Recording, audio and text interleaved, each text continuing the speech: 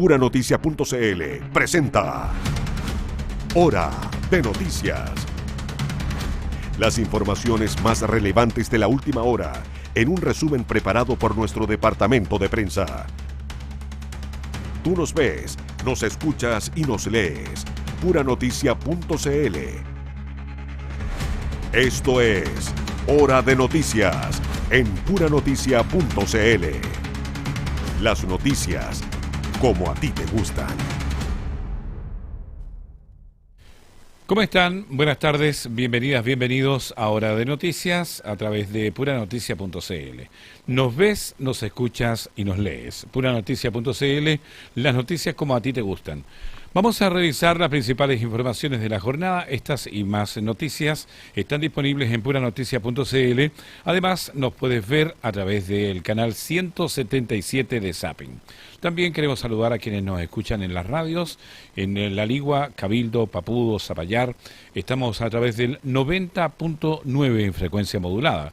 Valparaíso, Viña del Mar, San Antonio y toda la zona costera del litoral central a través del 102.5 en FM y en el Valle de la Concagua, en los Andes y San Felipe, ambas provincias, en la señal 96.1 en frecuencia modulada. Les invitamos a comenzar de inmediato con la lectura de titulares para esta jornada.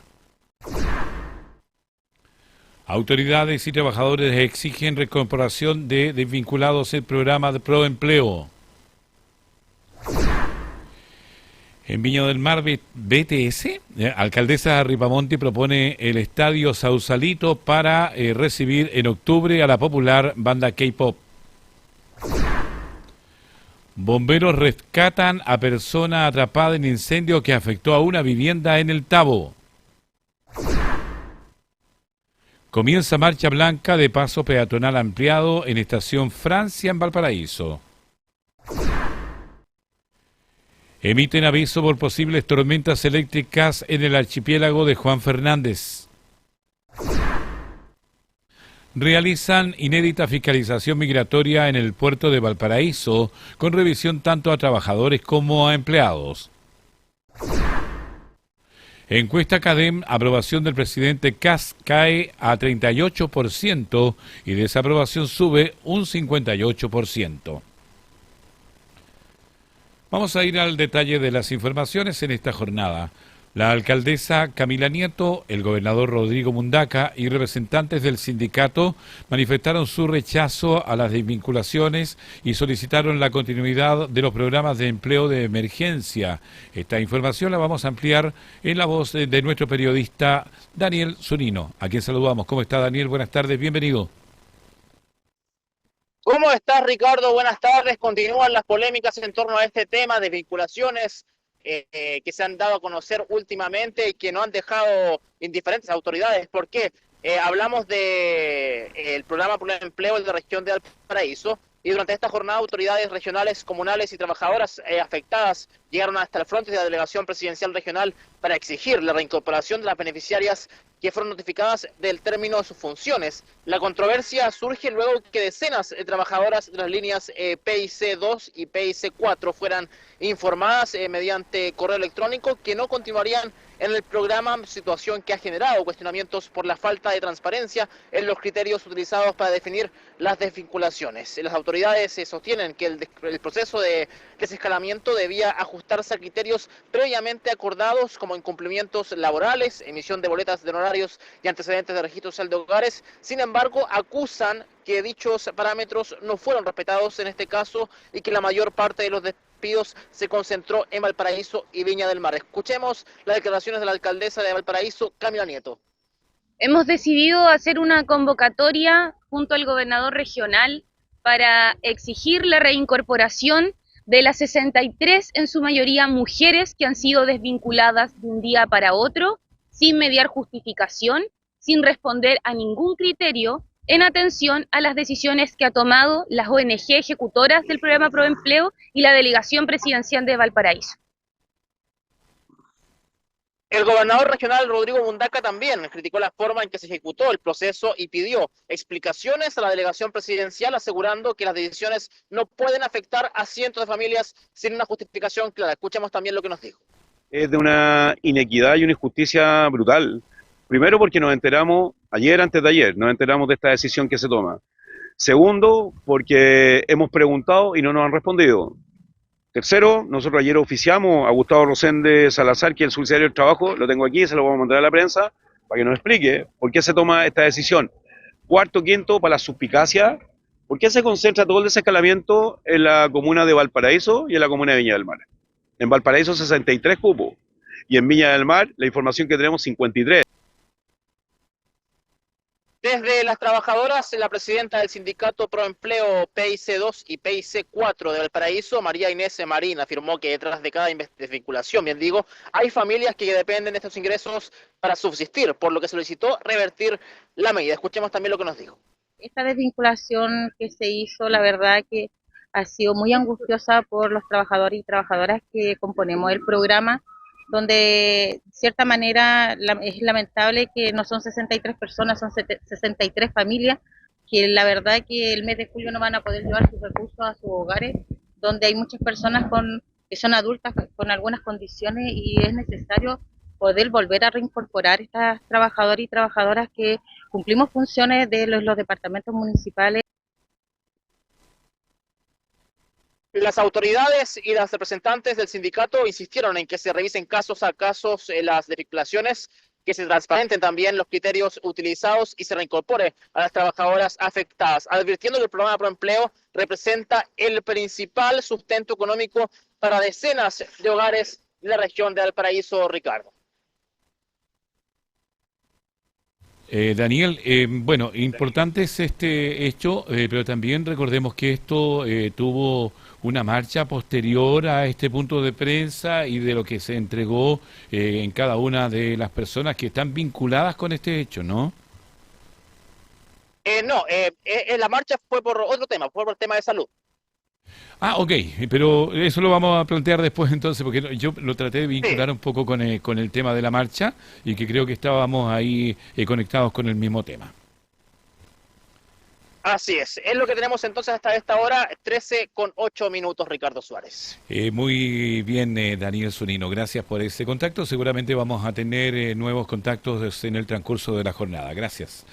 Daniel Zunino, periodista del equipo de puranoticias.cl. Vamos a otra información, porque la alcaldesa de Viña del Mar, Macarena Ripamonti, puso a disposición el principal recinto deportivo de la ciudad Jardín, o sea, el Estadio Sausalito, luego que el Instituto Nacional de Deportes descartara el uso del Estadio Nacional para recibir a la popular banda de K-pop BTS. Escuchemos detalles. La incertidumbre respecto de los 3 conciertos que BTS tiene programados para octubre en Chile abrió un nuevo escenario para la región de Valparaíso. Tras la decisión del Instituto Nacional de Deportes de no autorizar el uso del Estadio Nacional, la alcaldesa de Viña del Mar, Macarena Ripamonti, ofreció públicamente el Estadio Sausalito como alternativa para realizar los espectáculos. A través de sus redes sociales, la jefa comunal lamentó la situación que afecta a miles de seguidores de la banda surcoreana y aseguró que la ciudad está disponible para recibir el evento. Ripamonti también expresó su deseo de que las conversaciones entre las autoridades y la productora lleguen a buen puerto. La propuesta surgió luego de que el IND rechazara el montaje del escenario en el Estadio Nacional para las presentaciones programadas el 14, 16 y 17 de octubre. Según explicó el organismo, la decisión responde exclusivamente a criterios técnicos destinados a proteger el césped híbrido del recinto, ya que la configuración del escenario de 360 grados afectaría su recuperación y comprometería futuros eventos deportivos e institucionales. Pese a ello, el Instituto Nacional de Deportes se precisó que no existe una negativa a los espectáculos masivos y propuso a la productora DG Medios evaluar la realización de los conciertos en la explanada sur del Parque Estadio Nacional. Sin embargo, esa alternativa aún no convence a la organización debido a las exigencias técnicas del montaje diseñado para la gira mundial de BTS. Mientras continúan las negociaciones, la opción de Viña del Mar se perfila como una de las principales alternativas fuera de la región metropolitana. El Estadio Sausalito ya ha recibido conciertos de artistas internacionales y cuenta con infraestructura para eventos de gran convocatoria, aunque cualquier eventual cambio dependerá de las evaluaciones técnicas, logísticas y de producción. A esta posibilidad también se sumó la ciudad de Concepción, cuyo alcalde Héctor Muñoz ofreció el Estadio Roa Rebolledo como sede para los esperados conciertos. Cambiamos totalmente de tema porque bomberos rescatan a personas atrapadas en incendio que afectó a una vivienda en la comuna del Tabo. La víctima logró salir sin presentar lesiones de consideración, mientras que una falla en una estufa a leña aparece como la principal hipótesis del origen del fuego. Una rápida respuesta del Cuerpo de Bomberos de El Tabo permitió controlar un incendio que durante la madrugada de este viernes afectó una vivienda ubicada en las cercanías del centro de la comuna, evitando que las consecuencias fueran mayores. La emergencia se registró en un inmueble situado en la intersección de Avenida San Marcos con calle Anita. Hasta el lugar concurrieron 2 unidades de bomberos, cuyos voluntarios trabajaron intensamente para extinguir las llamas y evitar que el fuego se propagara a viviendas colindantes. Al arribar al sitio del suceso, los equipos de emergencia detectaron que una persona permanecía al interior del domicilio. De inmediato iniciaron las labores de rescate, logrando evacuarla de forma segura y constatando posteriormente que no presentaba lesiones. Gracias al rápido despliegue de los voluntarios, el incendio fue controlado antes de que alcanzara inmuebles vecinos. No obstante, el fuego provocó daños de consideración principalmente en el segundo piso de la vivienda afectada. De acuerdo con los antecedentes preliminares, el origen del siniestro estaría asociado a una falla en una estufa a leña tipo salamandra. El desperfecto habría generado un foco de fuego en el entretecho de la casa, favoreciendo la rápida propagación de las llamas. Las causas exactas del incendio serán determinadas por los peritajes correspondientes. En tanto, Bomberos reiteró el llamado a realizar una adecuada mantención de los sistemas de calefacción y a extremar las medidas de prevención durante la temporada de bajas temperaturas. Estamos en Hora de Noticias a través de puranoticia.cl. Tú nos ves en la televisión, nos escuchas en la radio, nos lees en la web. Tenemos otras informaciones. EFE Valparaíso inició la marcha blanca de las obras de ampliación del paso peatonal en la estación Francia, una intervención que busca mejorar la seguridad y fluidez del pasajero del tren Limache-Puerto. Hay más detalles en el siguiente informe. La estación Francia de Valparaíso comenzó la marcha blanca de su nuevo paso peatonal ampliado, una intervención desarrollada por EFE Valparaíso para mejorar la circulación de pasajeros en uno de los puntos de mayor demanda del tren Limache-Puerto.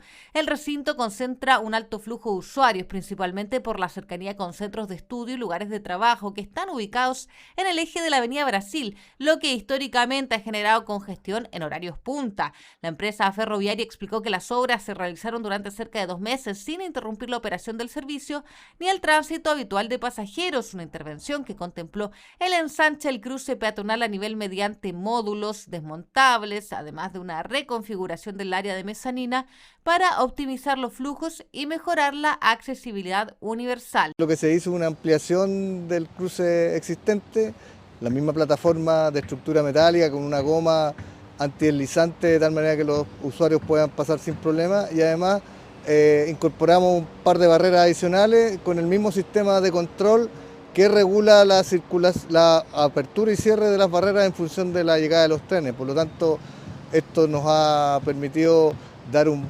uso más seguro de esta instalación y además darle más confiabilidad a la circulación de trenes. El gerente general de EFE Valparaíso, Miguel Saavedra, explicó que la medida responde a la necesidad de reforzar la seguridad y reducir los puntos de congestión detectados en la estación. Justamente habíamos constatado un alto flujo de pasajeros que se realizaba acá en la estación Francia y también habían algunos aspectos de seguridad que vimos que era mejorable, sobre todo en el cruce peatonal de una gran cantidad de pasajeros que hoy día utilizan este paso.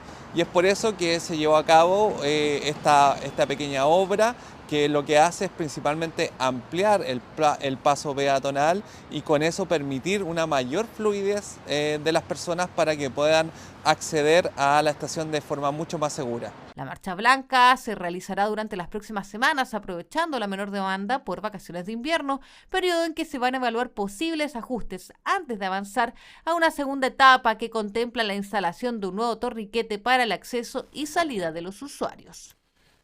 Vamos a otro tema, porque autoridades emitieron un aviso por posibles tormentas eléctricas en el archipiélago de Juan Fernández.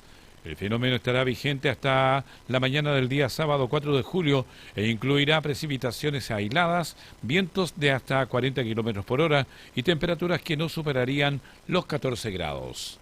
La Dirección Meteorológica de Chile emitió un aviso por probables tormentas eléctricas para el archipiélago Juan Fernández en la zona insular de la región de Valparaíso debido a la presencia de una baja segregada que afectará el sector durante los próximos días. Según informó el organismo, el fenómeno comenzó durante la tarde del jueves y se extenderá hasta la mañana del sábado 4 de julio, por lo que llamó a la comunidad a mantenerse atenta a la evolución de las condiciones meteorológicas. La Dirección Meteorológica de Chile indicó que las tormentas eléctricas podrían registrarse junto a chubascos aislados en el territorio insular, configurando un escenario de inestabilidad atmosférica durante el período del aviso. Asimismo, se espera viento con velocidades entre los 25 y 40 km por hora, condiciones que podrían acompañar el desarrollo del sistema frontal en el archipiélago. En cuanto a las temperaturas, el pronóstico para este viernes contempla una mínima de 10 grados Celsius y una máxima de 14 grados Celsius, registros que se mantendrían prácticamente sin variaciones durante el fin de semana. Las autoridades recomendaron a los habitantes y visitantes de Juan Fernández mantenerse informados a través de los canales oficiales y adoptar las medidas de precaución necesarias ante la posibilidad de descargas eléctricas y cambios en las condiciones del tiempo. Estamos en Hora de Noticias a través de puranoticias.cl. Hay más informaciones. Realizan inédita fiscalización migratoria en el puerto de Valparaíso, con revisión tanto a trabajadores como a empleadores. Las autoridades aseguraron que en el terminal marítimo que estos controles serán permanentes y sorpresivos para reforzar el cumplimiento de la normativa laboral y migratoria. Un nuevo operativo de fiscalización se desarrolló en la ciudad de Valparaíso, marcando el 8º despliegue de este tipo desde el 11 de marzo y el primero de una serie de controles que se realizarán de forma permanente en el terminal marítimo de la capital regional. El procedimiento contó con la participación de la Policía Internacional de la PDI, la Armada de Chile, la Policía Marítima y el Servicio Nacional de Migraciones, instituciones que inspeccionaron el terminal portuario, Terminal Pacífico Sur TPS y el Muelle Prat. Durante el despliegue se revisaron las instalaciones, se fiscalizó la situación de trabajadores y empleadores y se realizó el cruce de información en tiempo real con el objetivo de verificar el cumplimiento de la normativa migratoria y laboral vigente. Las autoridades destacaron que estos controles forman parte de una estrategia nacional para fortalecer la seguridad y combatir distintos delitos, por lo que continuarán efectuándose de manera sorpresiva y coordinada entre los distintos organismos del Estado. El director nacional del Servicio de Migraciones, Franz Sauerbaum, señaló que este trabajo conjunto permite cruzar información entre las instituciones y asegurarnos de que toda actividad laboral en este lugar de tanta afluencia se desarrolle bajo el marco de la ley vigente. Agregó que los terminales portuarios son zonas estratégicas para el país y afirmó que el gobierno será implacable con la informalidad laboral, especialmente en áreas críticas como la logística portuaria. Desde el Servicio de Migraciones precisaron que estas fiscalizaciones no buscan criminalizar a la población migrante, sino promover una migración ordenada, segura y regular. Asimismo, recordaron que anteriormente este tipo de operativos se ha concentrado en el comercio, galerías, mall chinos y plataformas de aplicaciones móviles, ampliando ahora el foco hacia las zonas portuarias de la ciudad. Nos vamos a ir al plano nacional porque la última encuesta Plaza Pública CADEM reveló una caída en la aprobación del presidente José Antonio Kast y un aumento en la preocupación ciudadana por el desempleo, la seguridad y crisis laboral. Detalles en el siguiente informe. La nueva encuesta Plaza Pública de CADEM mostró una caída de 3 puntos en la aprobación del presidente José Antonio Kast, quien alcanzó un 38%, mientras que su desaprobación subió 5 puntos y llegó al 58%. El sondeo también confirmó que la economía y el desempleo se consolidan como la principal prioridad para la ciudadanía, con un 67% de las menciones, superando incluso a seguridad, delincuencia y narcotráfico, que alcanzaron un 61%. En materia laboral, el estudio evidenció una fuerte preocupación ciudadana. Un 83% considera que Chile enfrenta una emergencia laboral, marcada principalmente por despidos, inestabilidad en el empleo y dificultades para reinsertarse tras perder un trabajo. Además, un 62% de los encuestados afirmó sentirse preocupado por la estabilidad de su actual empleo, mientras solo un 34% señaló estar tranquilo respecto de su situación laboral. Entre las medidas consideradas más efectivas para reducir el desempleo, un 37% apuntó al crecimiento económico, seguido de la inversión pública y privada con un 33%, además de incentivos tributarios para la contratación formal. En materia de seguridad, la encuesta mostró un amplio respaldo a la participación de las Fuerzas Armadas en tareas de seguridad ciudadana, mientras una mayoría también manifestó rechazo a eventuales indultos a exuniformados condenados por hechos ocurridos durante el estallido social. Estamos en Hora de Noticias a través de Puranoticia.cl y a propósito de Puranoticia.cl vamos a revisar a continuación la entrevista hecha al diputado republicano Sebastián Zamora durante Pura Noticia Matinal, donde conversamos sobre los cuestionamientos a la ex ministra de Seguridad, Trinidad Steinert, luego de que la Contraloría concluyera que actuó fuera de sus atribuciones legales, además del aumento de los delitos violentos en Valparaíso y la falta de carabineros. Escuchemos. Mira, es una situación que yo creo que se tiene que seguir investigando. Personalmente puedo hablar de la ministra por el trabajo que realizó en el ministerio. La verdad es que nosotros tuvimos una relación muy cercana desde el Congreso, los diputados republicanos que estaban en materia de seguridad, una relación muy cercana con ella en las diferentes materias de seguridad, como te recién mencionaba. Ella hizo un gran trabajo acá en la región de Valparaíso. La otra materia que resulta de Contraloría se tiene que seguir investigando. Quien mejor que yo sabe que las declaraciones apresuradas frente a estas diferentes tergiversaciones de información, etcétera, tienen que seguir aclarándose con el tiempo y espero que así se haga. Lo importante acá es que todo se haya realizado con la mayor transparencia posible y evidentemente con un nivel alto de probidad. Sí, hay que estar muy atento. Justamente estamos con Sebastián Zamora, diputado del Partido Republicano. Yo le preguntaba por este tema, diputado, sobre todo por su pasado por la institución de Carabineros y sobre esta nueva figura, ¿cierto? Porque antiguamente sobre la figura de Carabineros y de la Policía de Investigaciones no estaba el ministro de Seguridad, estaba el ministro del Interior. Entonces, al solicitar, porque lo que dice directamente la Contraloría, que ella habría sobrepasado los límites, ¿cierto?, para solicitar justamente información de la PDI, porque era un tema más que nada personal. Hay un tema ético por parte, independiente que de una ilegalidad, hay un tema ético por parte de la exministra. ¿Podría haber significado esto la salida realmente de ella? La verdad es que en términos políticos el dictamen no está estableciendo responsabilidades penales, por lo que entiendo. Exacto, por eso le digo que es un tema ético. Constituye solamente un pronunciamiento administrativo, que es lo que acabas de mencionar tú. Pero, bueno, la principal conclusión finalmente de Contraloría es que se extralimitó en las atribuciones, pero, insisto, yo creo que acá la Contraloría tiene que seguir indagando, seguir fiscalizando y viendo si es que efectivamente se excedió en las facultades que la ley le otorgaba a la ministra. Es un procedimiento administrativo que finalmente cuestiona la legalidad de la actuación de la ministra. Exacto. Pero no constituye ninguna condena penal, que yo creo que es lo importante, que no se está transgrediendo la ley, porque exacto, el ministro de Seguridad, cuando asume, insisto, tenemos una relación muy cercana con el ministro porque son nuestros temas de seguridad principalmente y particularmente, obviamente, lo siento muy de cerca, pero el ministro ya anunció medidas que van a paliar un poco el declive de las postulaciones de Carabineros. Primero tenemos que pensar que se está estudiando la posibilidad de entregar una asignación a aquellos estudiantes a la escuela de formación de Carabineros, que cerca ronda de los 200.000 pesos. Posteriormente a aquello se está estudiando la posibilidad también de entregarle esta asignación trimestral que ha sido muy esperada por todos los funcionarios de la institución de Carabineros y eso yo creo que es es fundamental, si usted se fija, diputado, porque finalmente los carabineros se están yendo de la institución no por mejores expectativas laborales, se están yendo de la institución por mejores expectativas económicas. Totalmente. Es muy distinto.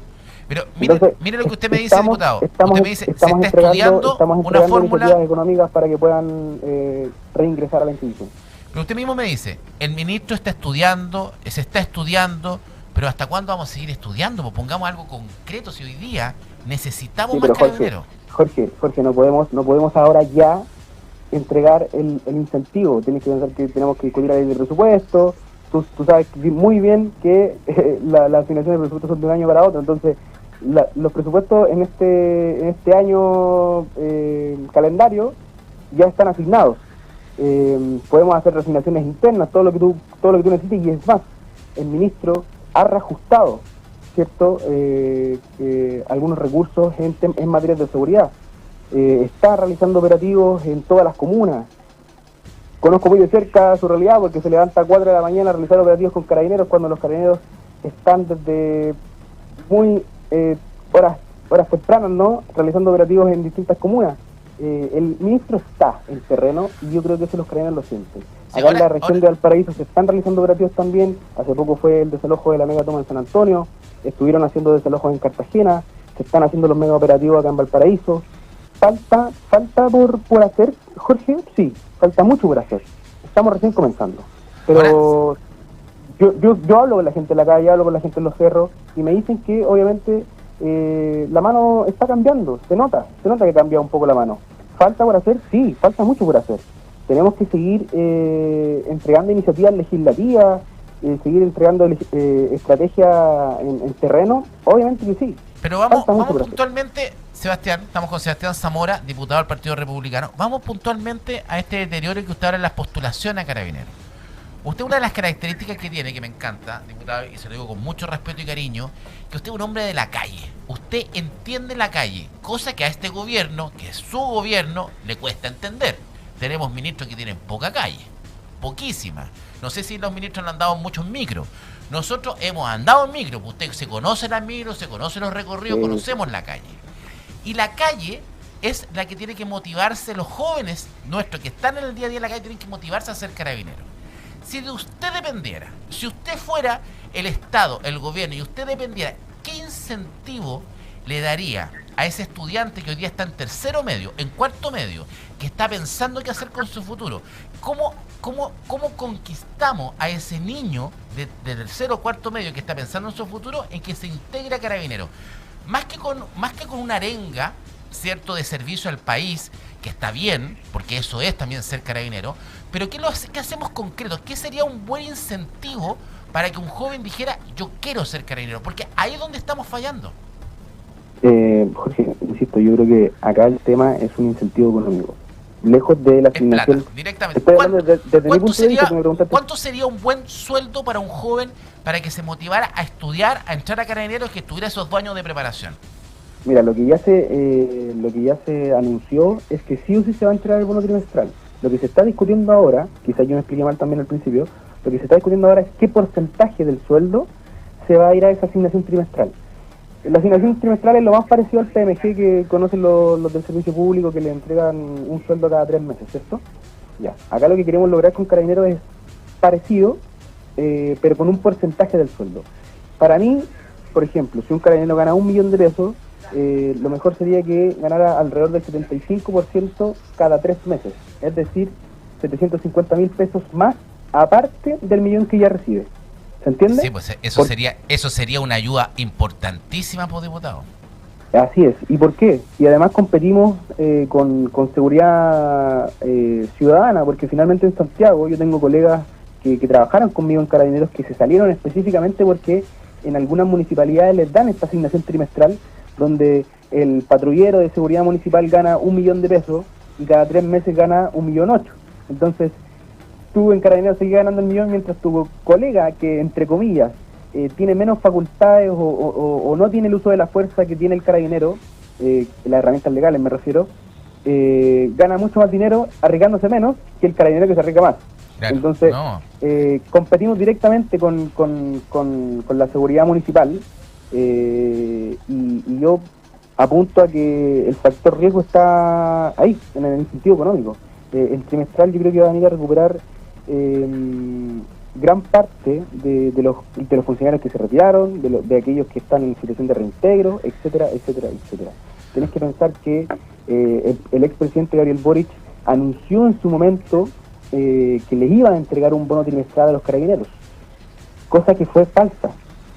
El expresidente les había prometido una asignación trimestral y resulta que iba abocada creo que al 25 o 10% del sueldo, dividido en 12 meses. Claro, es decir, un sueldo al año.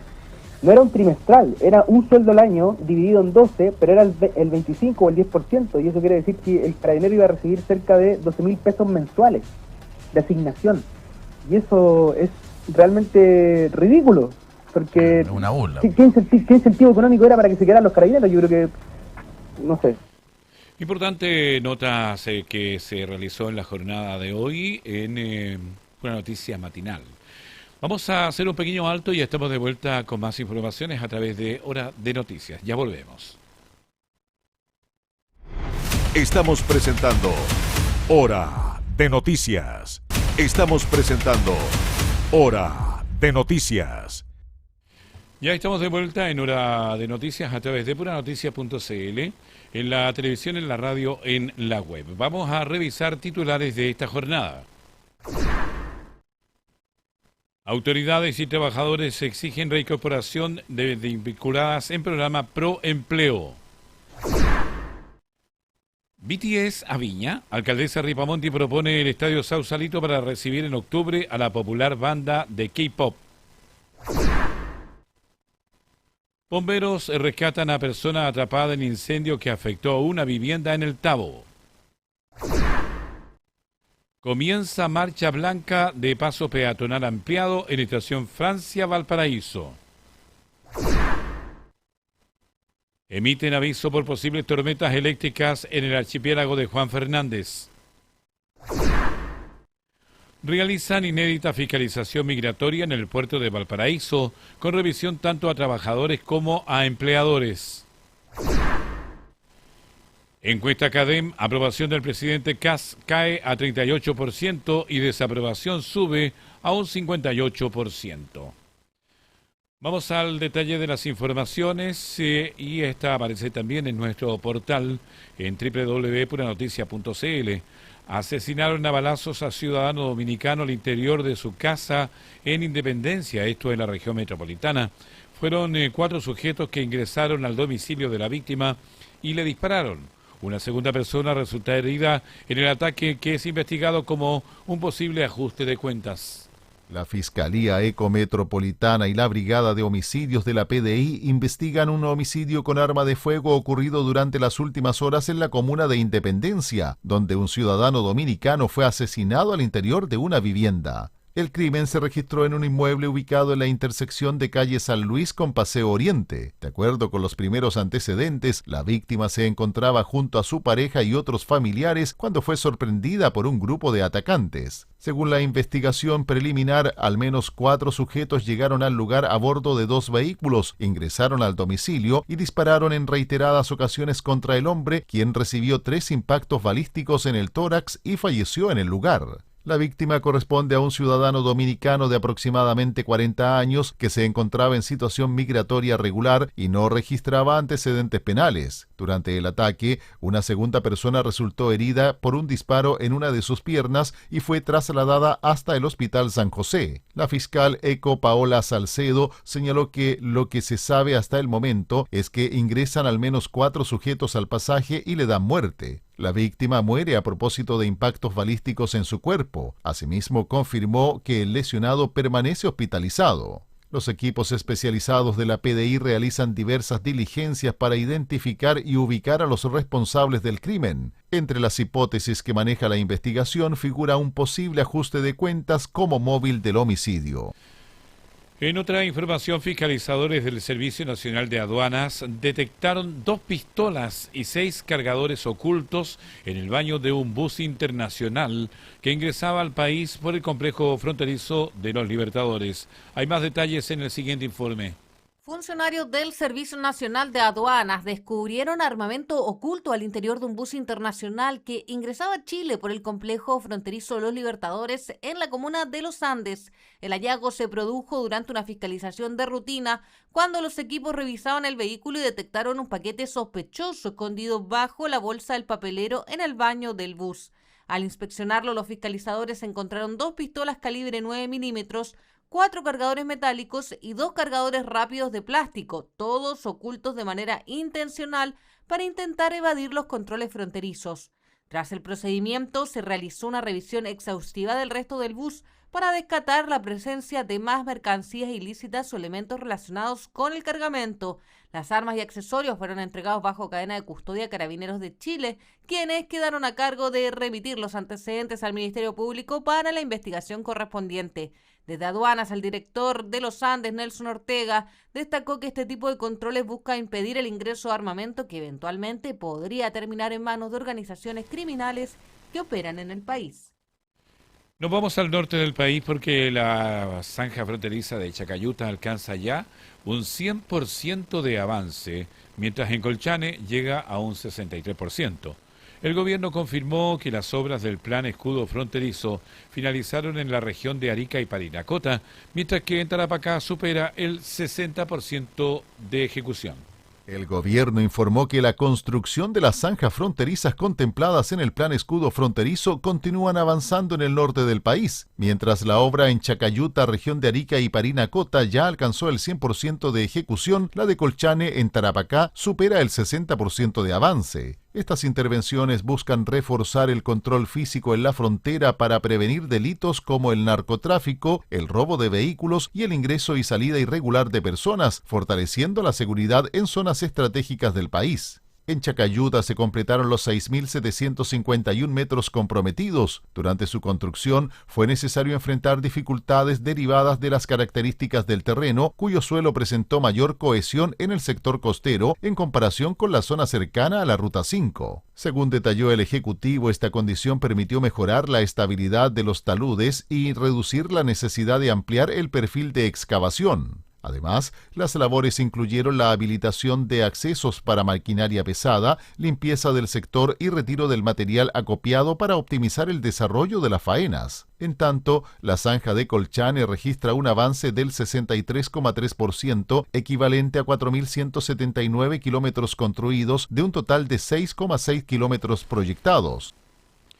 Vamos al otro plano, porque Dayonis Junior Orozco Castillo, más conocido en el ambiente delictual como Botija, fue extraditado desde Colombia a Chile para enfrentar causas vinculadas al homicidio del carabinero Emanuel Sánchez y su presunta participación en la estructura criminal ligada al caso de Ronald Ojeda. Tenemos más detalles en el siguiente informe.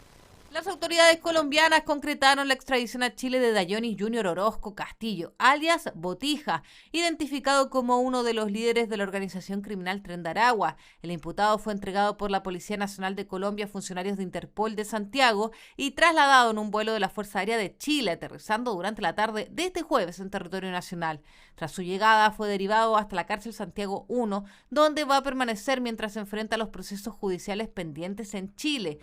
Sí, efectivamente, eso demuestra que el crimen organizado transnacional, que hemos estado, de hecho, hoy día conversando con el fiscal nacional en una larga reunión, tiene que ser abordado de manera persistente, eficaz, pero también con cooperación internacional. Esperamos efectivamente que la Fiscalía y el Poder Judicial puedan llevar a cabo un buen juicio. Orozco es requerido por la justicia chilena principalmente por su presunta participación en el homicidio del teniente de carabineros Emanuel Sánchez Soto, crimen ocurrido el 10 de abril de 2024 cuando el uniformado intentó frustrar un robo. Dayonis Orozco fue detenido en Colombia en virtud de una solicitud de orden de detención y que dicen vinculación con el homicidio, en este caso del teniente de carabinero don Emanuel Sánchez Soto. Además, el fiscal Héctor Barros explicó que también está siendo investigado por un secuestro con homicidio doble ocurrido en Rinconada en diciembre de 2023 y por su presunta integración a la estructura criminal Los Piratas de Aragua. La Fiscalía también lo vincula en el caso del exteniente venezolano Ronald Ojeda, aunque aclaró que su participación estaría relacionada con la asociación criminal y no como autor material del secuestro y homicidio. Estamos en Hora de Noticias a través de puranoticia.cl. Vamos a cambiar totalmente de plano porque el último índice mensual de actividad económica IMASEC mostró un desempeño que volvió a poner en el foco la evolución de la economía chilena y en las perspectivas de crecimiento para los próximos meses. Para analizar qué significa este resultado, cuáles son los sectores que impulsan la cifra y cómo podría impactar en el empleo, la inversión y el bolsillo de las familias, vamos a conversar con la economista Viviana Béjar. Ella es docente de Faro de la Universidad de Desarrollo, a quien saludamos. Viviana, buenas tardes, bienvenida a Hora de Noticias. Hola, buenas tardes, ¿cómo están? Muy bien, gracias a Dios. ¿Cuál es la evaluación del IMASEC conocido esta semana, Viviana? ¿Y era un resultado esperado o sorprendió el mercado? Bueno, es un resultado esperado, el resultado es negativo en el último trimestre hasta mayo. Y bueno, algunos hablan ya de que podría haber efectivamente, estaríamos a puertas de una recesión técnica. Aunque todavía falta el dato de junio, por lo tanto todavía no podemos decirlo a ciencia cierta si es que estamos presentes, atentos, digamos, o presentes a una recesión técnica como tal. Lo que sí es cierto es que se esperaba que hubiese una contracción en la economía por toda la incertidumbre que generan los proyectos de la mega reforma que están discutiéndose en el Congreso actualmente. Y por todo el impacto que esto va a tener en el mercado laboral y en el empleo, también con el anuncio de darle una vuelta de tuerca a la reforma laboral. Todos estos anuncios sin duda que generan incertidumbre, que es la palabra clave, y que es lo que hace muchas veces que algunos inversionistas o algunos proyectos de inversión se frenen. Mientras los proyectos de inversión estén frenados y el mercado laboral esté todavía muy rígido, vamos a seguir con esta situación. Por lo tanto, lo más probable es que se espere que precisamente caigamos en una recesión técnica en el siguiente informe. Viviana, ¿qué sectores de la economía fueron los que más incidieron en este resultado y cuáles mostraron un desempeño más débil? Minería, y cuesta creer que minería sea precisamente el sector que nos empuja a la baja, porque los precios sobre todo de la minería del cobre, porque los precios internacionales del cobre están a niveles históricos muy altos. Y es como que estuviéramos desaprovechando la gran oportunidad, porque minería ha empujado a la baja el resultado del IMASEC. Hay menos inversión, hay menos producción, y ahí entonces son problemas internos, estructurales, más que problemas externos o de una demanda externa débil. Mejor dicho, es todo lo contrario, es un problema interno que tenemos que resolver rápidamente, porque es nuestra industria estrella, la minería del cobre, y ese sentido, esa es la industria que nos está tirando hacia abajo. Conversamos con la economista Viviana Béjar, docente de Faro de la Universidad del Desarrollo. Viviana, ¿este IMASEC confirma una recuperación sostenida de la economía chilena o todavía es prematuro hablar de una tendencia? No, es prematuro hablar de una tendencia. Sin embargo, generalmente en los últimos 4 años, el país se ha sostenido en niveles bajos de productividad. Sí, ese es el punto. El punto es que no crezcamos tanto, sino que nuestros niveles de crecimiento son demasiado bajos para el potencial que tenemos como país. Tenemos un potencial mucho más alto y estamos creciendo muy poco. Algunos le culpan a la reforma, a toda la reforma laboral, a la mega reforma que se ha discutido hace poco. Otros culpan al modelo económico, otros culpan a problemas estructurales históricos que tenemos en Chile, una pesada burocracia, problemas de corrupción, etcétera, y lo más probable es que los factores sean muchos y muy variados. También el grave problema de inseguridad que tenemos en Chile, que también hay un desincentivo ahí a la inversión. Y sin embargo, a pesar de todo eso, la economía chilena ha mostrado signos de resiliencia. Entonces, esta es la primera vez que nos podríamos estar enfrentando a una recesión técnica en estos 3 años o últimos 4 años. la verdad. Entonces habría que ver cómo se desempeña o cómo es el último dato del IMASEC que se va a entregar en junio, y de ahí habría que reevaluar las proyecciones que se hagan para el fin de año. Viviana, ¿cómo influye este resultado en las proyecciones de crecimiento económico y para todo lo que queda del año? Influye negativamente, por eso se espera que este año crezca muy poco. De hecho, se han ajustado las proyecciones de crecimiento a la baja. Se habla de un 1,5% anual. Si se fija, de todas maneras hay un crecimiento. Mientras haya crecimiento económico, aunque sea del 1%, todavía podemos hablar de que hay, aunque marginal, todavía podemos hablar de una cierta resiliencia de la economía chilena, a pesar de todos los factores negativos, incluida el conflicto en Medio Oriente.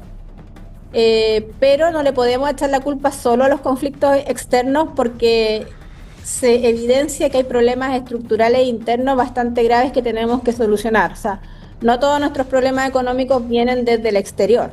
Tenemos problemas internos también bastante graves y que hay que solucionar.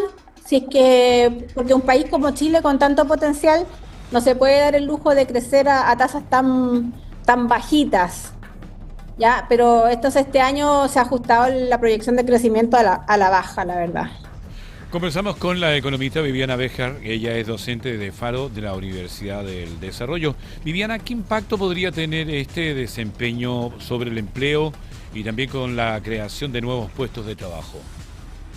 El impacto ya se está viendo. Las tasas, el último informe del INE del desempleo y la ocupación es bastante negativo. Hay varias regiones que están teniendo cifras cercanas a los 2 dígitos en cuanto al desempleo.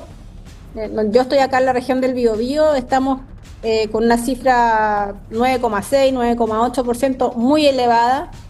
Y claro, uno siempre encuentra que el umbral para decir que hay harto desempleo son los 2 dígitos o las 2 cifras, pero la verdad en la región de Valparaíso, Viviana, ya estamos en 2 dígitos. Sí, de hecho creo que Valparaíso es una de las más altas de Chile en cuanto a la desocupación. Y claro, y uno cuando ya traspasa el umbral de los 2 dígitos, el problema es que nos empezamos a acostumbrar a tener un sector informal bastante potente, y mientras haya un sector formal más decaído, también eso va a afectar a las cifras macroeconómicas, a las cifras de crecimiento, y no está bien, digamos. O sea, la gente busca, las personas, las familias, los empresarios, las pequeñas, medianas empresas, buscan salidas, tanto en la contratación informal como en las actividades económicas más flexibles. Y es cierto que la gente no queda de brazos cruzados diciendo como el país está mal y bueno, nos quedamos así de mal. Se buscan salidas más flexibles y generalmente eso profundiza y hace que el sector informal tenga más peso. De hecho, también las últimas cifras de desocupación del sector informal muestran una alta ocupación de este mercado laboral informal, si así se le podría llamar. Entonces, en la medida que va aumentando la desocupación formal, también va aumentando la ocupación informal, y también se han ido incorporando nuevas personas, nuevos trabajadores a la oferta laboral. Por lo tanto, eso también hace profundizar las cifras de desempleo, cuando hay más personas de la fuerza laboral que están incorporadas al mercado laboral y que no encuentran oportunidades de trabajo. Cuando usted habla, Viviana, de nuevas personas, estos son los que buscan trabajo por primera vez, ¿no? Pueden ser los que buscan trabajo por primera vez, también inmigrantes que llegan a trabajar a Chile, personas que, claro, que están saliendo recién de sus respectivos estudios superiores, o personas que han decidido no estudiar y solamente incorporarse al mercado laboral directamente. Viviana, ¿este dato cambia el escenario para las futuras decisiones del Banco Central respecto de la tasa política monetaria? Sí, evidentemente. A ver, aquí el Banco Central tiene un gran desafío, porque por un lado estaba tratando de controlar la inflación, ¿no es cierto?, y mantener una tasa a una tasa más o menos que nos permita el crecimiento económico y además controlar la inflación, pero con este nuevo dato se vería obligado de alguna manera a bajar las tasas, a recortar las tasas para que haya más dinamismo económico. Sin embargo, eso también jugaría en contra del objetivo de la convergencia de la inflación al 3%. Así que está complicada la cosa para el Banco Central, pero sin duda que en la próxima reunión de política monetaria lo más probable es que la tasa o no la sigan aumentando o la bajen, definitivamente la empiecen a bajar ya. Viviana, ¿y cuáles serían los principales riesgos que podría frenar el crecimiento económico durante los próximos meses, tanto a nivel interno como internacional? Bueno, que se profundiza aún más el conflicto externo, eso sería un riesgo bastante elevado. Que la minería también no logre repuntar, que no logren alcanzar los niveles de productividad históricos, digamos, que no logren aprovechar completamente estos altos precios internacionales, y que el mercado laboral no sea capaz de absorber esta oferta laboral cada vez más creciente, ¿no es cierto? Yo diría que por ahí van los desafíos también que se ha hablado poco, creo yo, que tiene que ver con la labor de las universidades. Como el mundo va cambiando y se espera que haya más flexibilidad, las universidades también van a tener que repensar en cómo están ofreciendo las carreras, la duración de las carreras, pensar más en oficios, en oficios más técnicos, porque el mundo va cambiando, los jóvenes también están teniendo un pensamiento abstracto más débil, están más enfocados en hacer más que en pensar. Así que las universidades también ahí tienen un rol muy, muy importante en cómo configurar para los nuevos tiempos las nuevas carreras universitarias y la duración de estas. También es un problema de calce de tiempos también. Claro, finalmente, Viviana, si estas tendencias se mantienen, ¿qué escenario económico podríamos esperar para Chile de aquí a fin de año y, por qué no, comienzos del próximo? Bueno, siempre hay que mirar las cosas con optimismo y pensar que las reformas que se están discutiendo son pro crecimiento y que en algún momento del próximo año vayan a dar efecto y resultado. El peor escenario sería que no funcionara como se espera que funcione y que se profundicen los problemas del sector formal y que eventualmente caigamos de lleno en una recesión y que la recesión dure como años. Eso sería como el peor problema que se podría esperar. Viviana, agradecerle por este contacto y dejarnos un poco más claro este tema que es importante para la economía del país.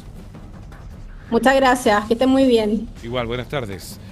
Conversábamos con la economista Viviana Béjar, docente de Faro de la Universidad del Desarrollo. Hacemos un nuevo alto y ya estamos de vuelta con más informaciones.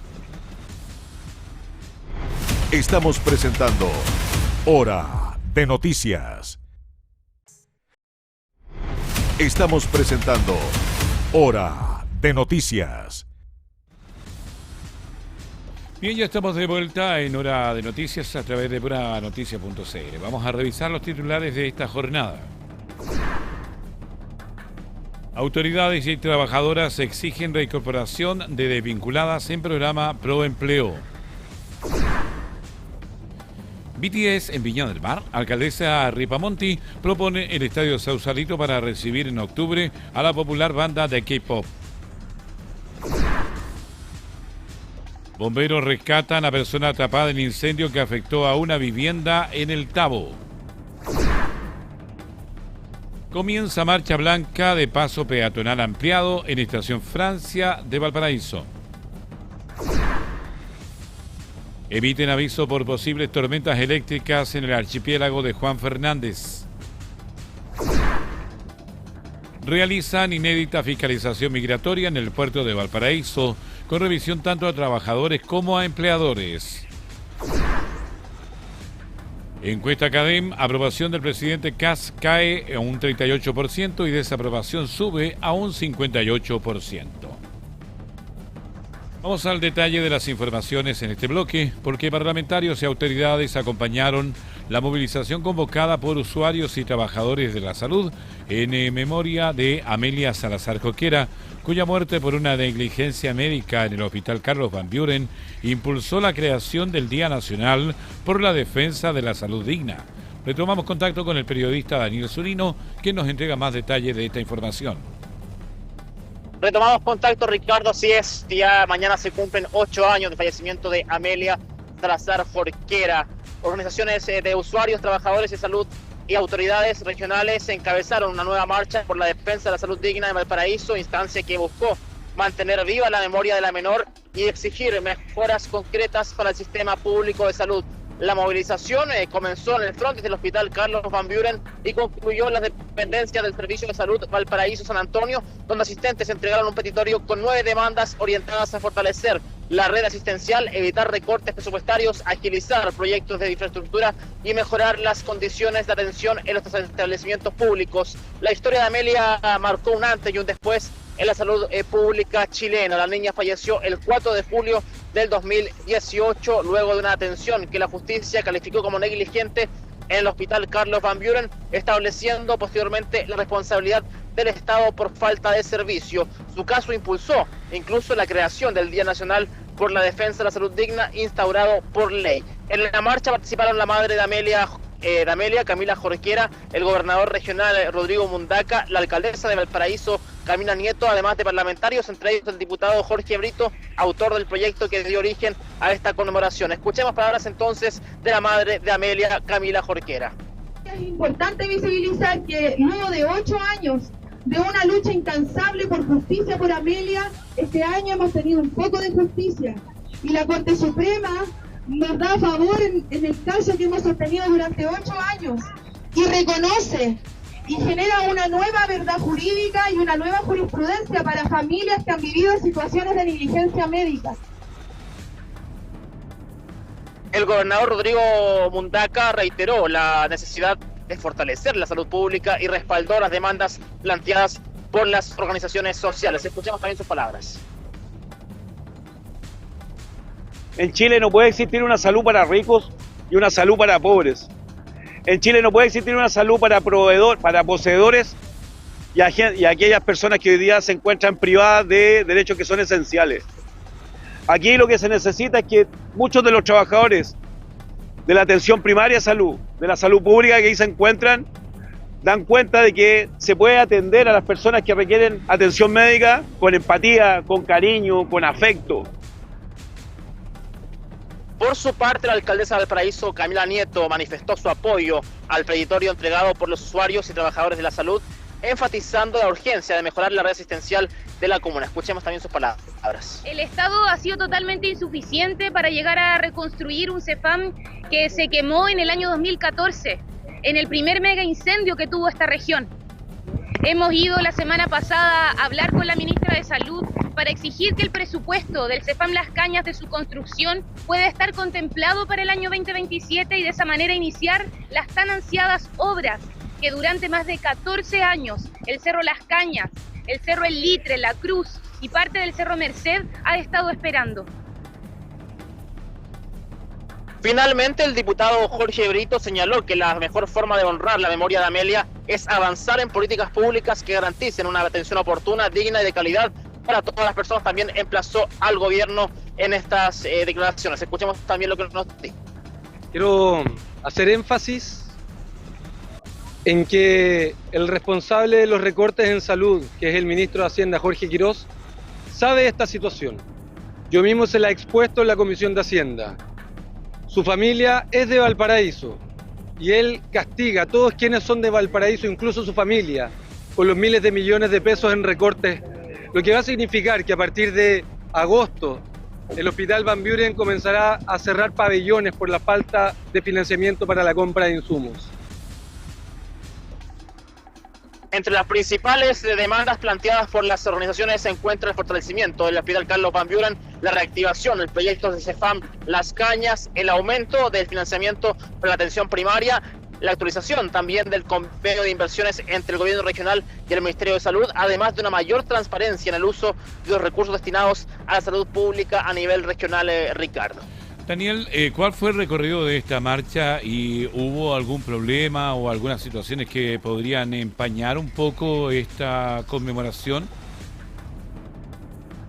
Pacífica totalmente esta marcha, Ricardo, esta marcha que fue convocada en un principio en la calle Colón, la avenida Colón, bien digo, en afueras del Hospital Carlos Van Buren, y se dirigieron luego al Servicio de Salud Valparaíso San Antonio. Vamos a buscar la dirección exacta para dar con la información. El servicio de salud que queda más cercano al centro de la ciudad Puerto. No hubo problemas en el camino, y lo que sí conversábamos en la mañana en el contacto a través de la radio, que había mucha vigilancia policial, y eso también es bueno, ¿no? Y destacable. Sí, iban escoltados de principio a fin estas manifestantes, Ricardo, que tal como estaba corroborando la información. Claro, la marcha finaliza en Avenida Brasil, donde está el Servicio de Salud Valparaíso San Antonio, donde se entrega este territorio con las consignas, claro, las peticiones especiales, una salud pública digna y oportuna. Escuchamos palabras también del gobernador regional cuando habla con fuerza respecto a las diferencias que quizás él pueda notar en lo que es una salud diferente de acuerdo al estatus económico. Tenemos entonces también lo que también te comentaba en un principio, que se habla también, se convoca simbólicamente afuera del Hospital Carlos Van Buren. ¿Por qué? Porque se habla también de fortalecer las instalaciones de este hospital, sumado también a la reactivación del proyecto del CEFAM Las Cañas. Bien, Daniel, agradecerle por este contacto. Vamos a quedar atentos a cualquier información que nos pueda entregar en el transcurso de la jornada. Que esté muy bien, Ricardo. Gracias, Daniel Zunino, periodista del equipo de Puranoticia.cl. Vamos a cambiar de tema porque nos vamos al nuevo SAR de Miraflores, donde ya se inició su etapa final de habilitación tras la entrega oficial de las instalaciones. Solo resta la autorización sanitaria para su puesta en marcha y va a beneficiar a más de 109.000 personas de Viña del Mar. Tenemos más detalles en el siguiente informe.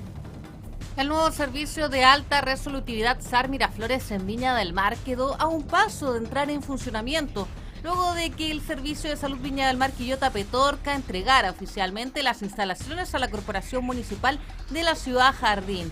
Con esta entrega se inicia la etapa final de rehabilitación del recinto, quedando pendiente únicamente la autorización sanitaria de la Seremi de Salud, un requisito clave para que el centro pueda comenzar a operar. La alcaldesa de Viña del Mar, Macarena Ripamonti, destacó que se trata de un proyecto impulsado desde el inicio de su gestión y que va a permitir fortalecer la red de atención de emergencia y acercar prestaciones de mayor complejidad a los vecinos. El recinto será el primer SAR de la comuna y busca atender situaciones de salud que no requieren derivación a hospitales de alta complejidad como el Gustavo Frique, mejorando los tiempos de respuesta y la capacidad resolutiva. La inversión supera los 5.000 millones de pesos y se proyecta una capacidad de cerca de 65.000 atenciones anuales, beneficiando directamente a más de 109.000 personas del sector. El establecimiento cuenta con más de 850 metros cuadrados de infraestructura, box de atención médica, salas de procedimientos, reanimación, observación, rayos X, laboratorio, farmacia y áreas de apoyo clínico para fortalecer la atención primaria de urgencia en la comuna. Vamos a pasar a revisar la entrevista realizada en Pura Noticia Matinal al presidente del Colegio Médico Regional, el doctor Luis Ignacio de la Torre, quien nos contó sobre los virus respiratorios que se propagan con mayor facilidad durante esta época del invierno. Así que escuchemos. Mira, son dos cosas distintas. Lo primero es que el frío dificulta que tú puedas ventilar los espacios, y como no puedes ventilar los espacios tienden a estar más saturados de virus cuando hay personas interactuando en ellos. O sea, las personas van a estar con sus ventanas cerradas, las oficinas públicas no van a tener muchas ventanas abiertas y eso va a generar esta menor ventilación. Por ese lado, la calidad del aire que respiramos se deteriora. En segundo lugar, pero que no es un tema menor, cuando baja la temperatura ambiental, los mecanismos defensivos que tenemos nosotros en nuestra vía respiratoria, que son sistemas inmunológicos capaces de detectar y atacar virus o bacterias que ingresan a nuestra vía respiratoria por el aire, trabajan peor. Nuestro sistema inmune trabaja peor en un ambiente de bajas temperaturas en comparación a un ambiente de alta temperatura. Por lo tanto, eso también es un factor que se conoce hace ya varios años y que en el fondo, cuando nosotros tenemos bajas temperaturas, nuestro sistema inmune está más débil. Y otro factor que no es menor y que está relacionado con todo lo anteriormente dicho, es que en invierno hay menos sol. Y el sol, los rayos ultravioleta también ejercen un rol, por ejemplo, en controlar la presencia de virus en el ambiente, pero el sol también nos ayuda a activar la vitamina D, que es una vitamina que cada vez sabemos las propiedades que tiene, la vitamina D de dedo. Claro. Entonces, en el fondo, tenemos bajos niveles de vitamina D en nuestra población y en invierno estos niveles son aún más bajos. Todo eso repercute negativamente en nuestra capacidad de nuestro sistema inmune para defendernos de estas infecciones. Ahora, tenemos que estar muy atentos, estamos con Luis Ignacio Latorre, presidente del Colegio Médico Valparaíso, ¿a qué síntomas? Porque uno empieza de repente, ¿cómo podemos diferenciar una influenza de un resfrío común? Aquí tenemos que estar atentos en la casa, ¿cierto? Cuando empezamos, ¿a qué síntomas? ¿La fiebre? ¿Cuál es lo más preocupante? Mira, principalmente fiebre alta. Cuando hablamos de fiebre alta es sobre 38, 38,5 grados. El compromiso de conciencia de la persona, o sea que la persona se ve confundida, se ve que no logra, por ejemplo, hablar por teléfono y se escucha agitada, cuando tiene dificultad respiratoria, o sea, le cuesta respirar y tiene que hacer un esfuerzo extra para respirar, cuando por la misma razón no logra hidratarse o alimentarse, ya sea un adulto mayor, ya sea un niño o un lactante. Todos esos son elementos de consulta de urgencia por una patología respiratoria. Si hay harto moco, si ese moco es más blanco, más amarillo, si es que hay dolor de cabeza, si es que hay congestión faríngea, pero todos esos síntomas se atenúan o se alivian con paracetamol, se atenúan o se alivian con una infusión, tal vez un tecito, con vaos que hace la gente. Eso vamos a hablar de un resfrío común y probablemente va a ser un cuadro que va a durar 2 o 3 días. Pero si ya aparecen dificultad respiratoria, si la persona tiene que recurrir, ¿no es cierto?, a hacer un esfuerzo, mira, lo voy a mostrar aquí en pantalla, empiezan a respirar, ¿no es cierto?, haciendo como un esfuerzo con el uso de todos los músculos del tórax para poder respirar. Bueno, si estamos en ese escenario, muchas veces estamos hablando de una patología que la persona está con lo que llamamos disnea, que es una dificultad para respirar, y ahí puede haber una neumonía por influenza, una neumonía por rinovirus, por metaneumovirus, por COVID, que hoy día sigue circulando. O sea, influenza es el virus. Cuando tenemos 10 personas con un cuadro respiratorio, probablemente 6 o 7 van a tener influenza, pero COVID, rinovirus, metaneumovirus siguen siendo virus que están dando también casos de infección. ¿Cómo nos ayuda, doctor, el uso de las mascarillas en caso de que estemos resfriados? ¿Es precaución tener el uso de la mascarilla si uno se siente un poco mal, siente un poco romadizo? ¿Es preferible utilizarla o no?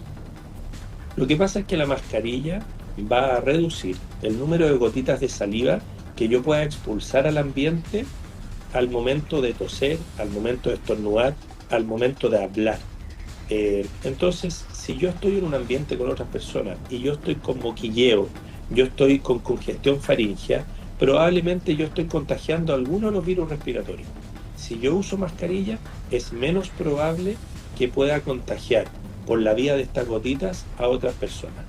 Ahora, si nosotros queremos usar una mascarilla realmente útil para prevenir el contagio en nosotros, o sea, nosotros vamos a ir a un hospital, vamos a ir a una unidad de emergencia por otra razón, vamos a ir a un CEFAM por un control crónico, una buena manera, una buena manera de evitarlo es usando las mascarillas, pero ojalá las del tipo N95, que no son la típica celestita que usamos, que mostrábamos en la imagen, sino que son esas mascarillas que nos cubren de mucho mejor manera toda la zona nasal y oral, porque tienen una capacidad de filtrar el aire que impide que virus respiratorios entren. En otras palabras, cuando a mí me toca entrar en un box con una persona que está en aislamiento de contagio de un virus respiratorio, yo voy a entrar con esa mascarilla N95 porque es mucho más seguro, sobre todo si voy a tener que estar 15 o 20 minutos en la habitación con ese paciente. Ahora, el próximo lunes vuelven muchos niños a clase, ¿cierto? Desde esta semana o la siguiente, de clases de invierno. Hay un tema con los colegios que poco lo regula la Seremi de Educación, qué decir los estamentos que tienen que preocuparse de esto, que es las temperaturas ambientales que tienen que tener las salas de clase. Por ley, ¿cierto? Por ley, los colegios tienen que mantener una cierta temperatura en la sala de clase, que no se cumple. Ningún colegio la cumple, ¿cierto? Las temperaturas son más bajas, y sobre todo con las bajas temperaturas.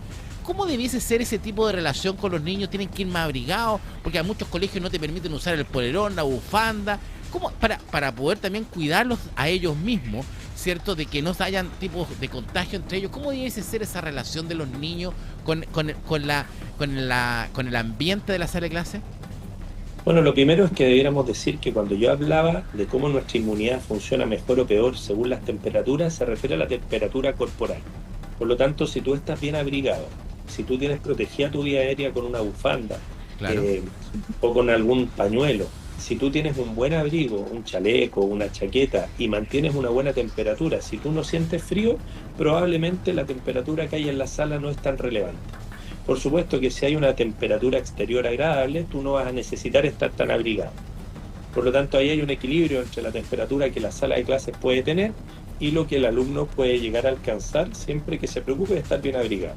Pero hay una cosa en la que no hemos avanzado como país, y hay algunas organizaciones que llevan más de 5 años trabajando en esto, y es la calidad del aire que respiramos. Y cuando yo estoy en una sala de clase y llegan 2, 3, 4, 5, 10 alumnos que están con virus respiratorio, en 15 a 20 minutos todos estamos respirando esos virus respiratorios. Incluso si es 1 o 2 alumnos en esa sala, vamos a tener esa problemática. Por lo tanto, hay varios lugares en distintas partes del mundo que ya utilizan filtros de renovación de aire. ¿Y qué quiere decir eso? Que la misma sala da vuelta, exacto. Exactamente, y son filtros que son parecidos a los que usamos en los quirófanos o en las salas de hospitalización, que están chupando el aire. Se parece a los que están en los baños de la oficina o del departamento, ¿no? Parecido, pero tienen un filtro en su interior que es capaz de atrapar las partículas virales. Mira. Por lo tanto, imagínate que es un ventilador con una gran mascarilla que es capaz de absorber el aire, dejar atrapar las partículas virales y devolver el aire ahora libre de virus. Y al ir recambiando el aire, tú haces algo parecido a abrir las ventanas, pero forzando activamente el recambio de aire.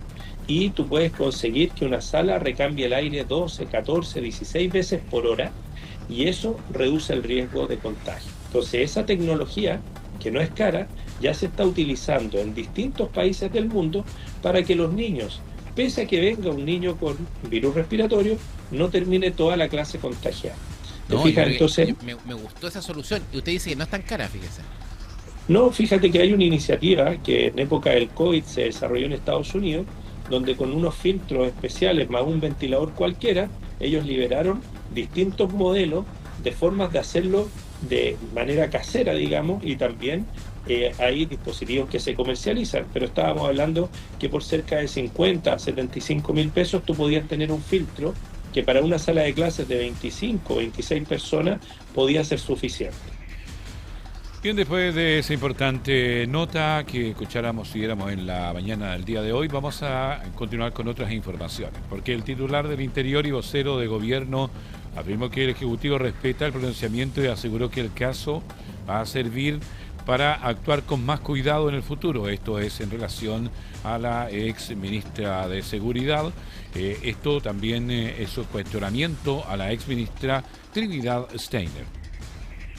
El viceministro del Interior y vocero de Gobierno, Claudio Alvarado, abordó este viernes el oficio reservado de la Contraloría que cuestionó el actuar de la exministra de Seguridad Pública, Trinidad Steiner, asegurando que todos los ministros pueden cometer algún tipo de error. El pronunciamiento del ente Contralor concluyó que la exsecretaria de Estado incumplió su deber de abstención y excedió sus atribuciones al solicitar la nómina de funcionarios de la PDI en el marco de una causa reservada. Desde el Palacio de la Moneda, Alvarado sostuvo que el Ejecutivo respeta el dictamen y que este servirá como referencia para evitar situaciones similares en el futuro. Por una facultad fiscalizadora, un par de parlamentarios recurre a la Contraloría respecto a una consulta específica.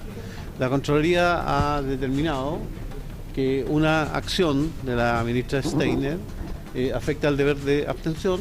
Asimismo, agregó que es un fallo de la Contraloría que nosotros respetamos, que reprocha una decisión que se tomó en su minuto por parte de la ministra y nosotros la tomamos como referencia para que hacia adelante tener un actuar más cuidadoso en esta materia. Es un fallo de la Contraloría que nosotros respetamos, que reprocha una decisión que se tomó en su minuto por parte de la ministra y que nosotros la tomamos, ¿no es cierto?, como referencia para que hacia adelante tener un actuar más cuidadoso. El vocero también destacó el trabajo realizado por Trinidad Steiner durante su paso por el gobierno, señalando que nosotros somos agradecidos y reconocemos el aporte de la ministra Steiner en su paso por el gobierno y en el ejercicio de un cargo público. Nosotros somos agradecidos y reconocemos el aporte de la ministra Steiner en su paso por el gobierno y en el ejercicio de un cargo público.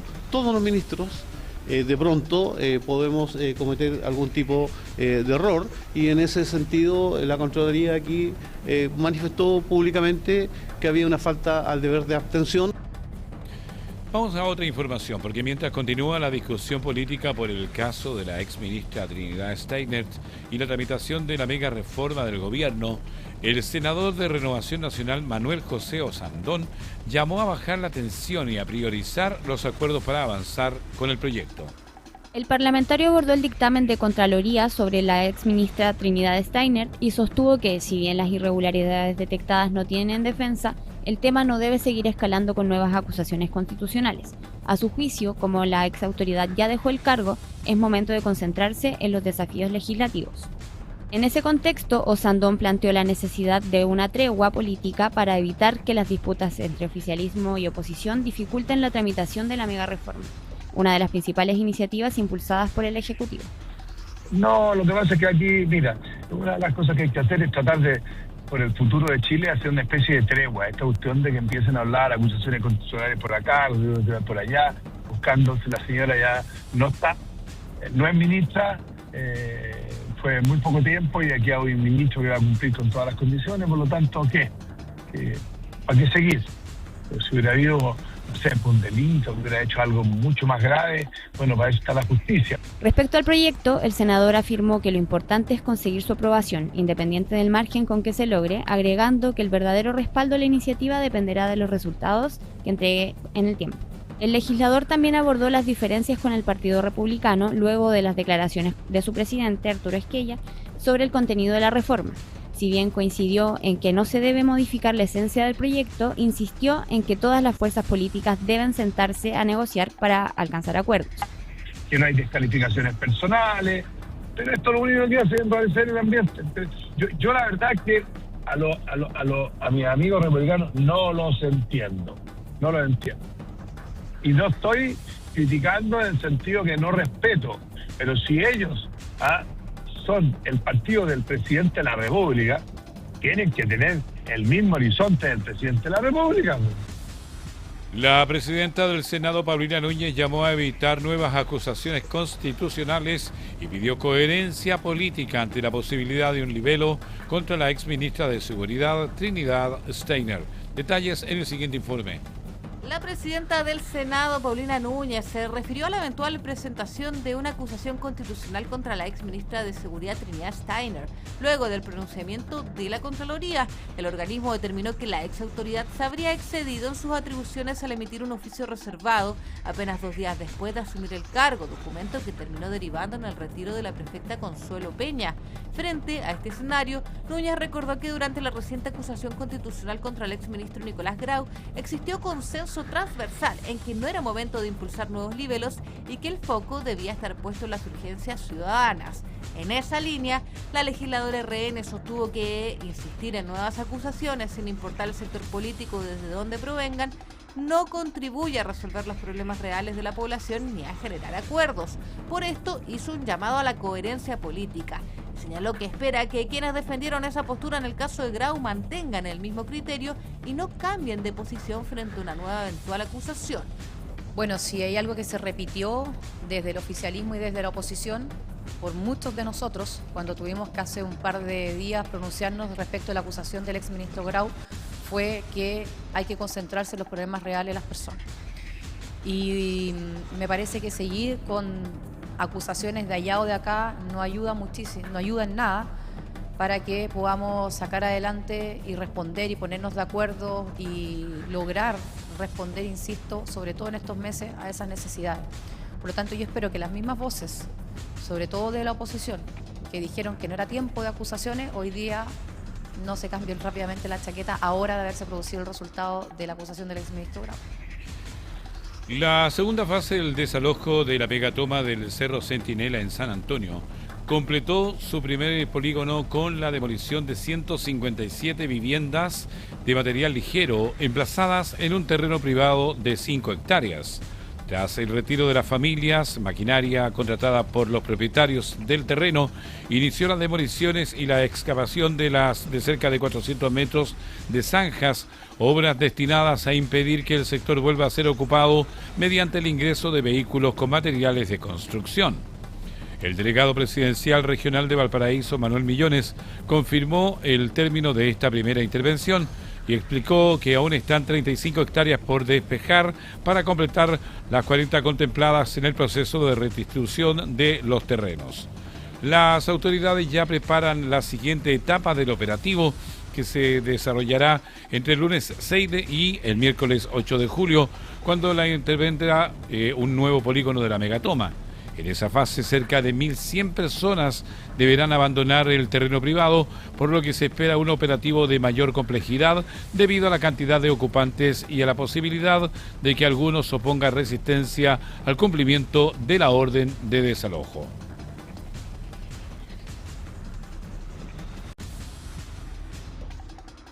Bien, estamos listos para hacer un nuevo alto en las informaciones y vamos a volver luego con un nuevo informe que tenemos preparado para usted. Ya volvemos.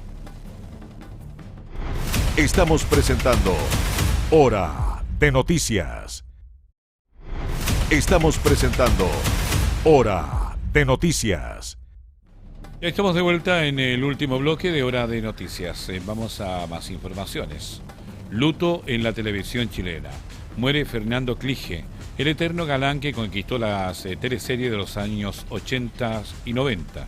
El actor uruguayo nacionalizado chileno falleció a los 71 años de edad, dejando un legado imborrable en el teatro y la televisión, donde transitó con maestría entre el drama, la comedia y la entretención.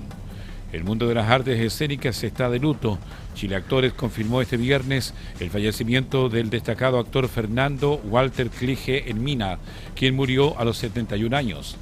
Nacido en Montevideo, Uruguay, un día 8 de octubre del año 1954, Fernando Clige se convirtió en uno de los actores más reconocidos y populares de la televisión chilena durante la década del año 1980 y 1990, gracias a sus recordadas participaciones en teleseries y programas de entretención.